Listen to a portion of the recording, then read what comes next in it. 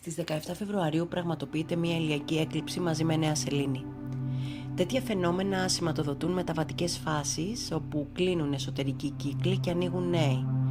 Φέρνουν συνειδητοποιήσεις όπως τι με έφερε ως εδώ ή τι αφήνω πίσω, αλλά και πώς θέλω να προχωρήσω από εδώ και πέρα.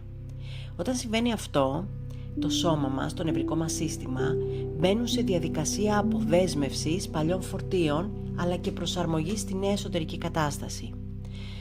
Μπορεί να εμφανιστεί κόπωση, ανάγκη απόσυρσης ή και αυξημένη συναισθηματική ευαισθησία. Δεν είναι κάτι που χρειάζεται να διορθωθεί.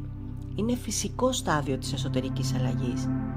Την ίδια μέρα λοιπόν, 17 Φεβρουαρίου, θα πραγματοποιηθεί ένας θεραπευτικός διαλογισμός για να υποστηρίξουμε αυτή τη φάση με ρύθμιση του νευρικού συστήματος και υπνοθεραπευτικές υποβολές.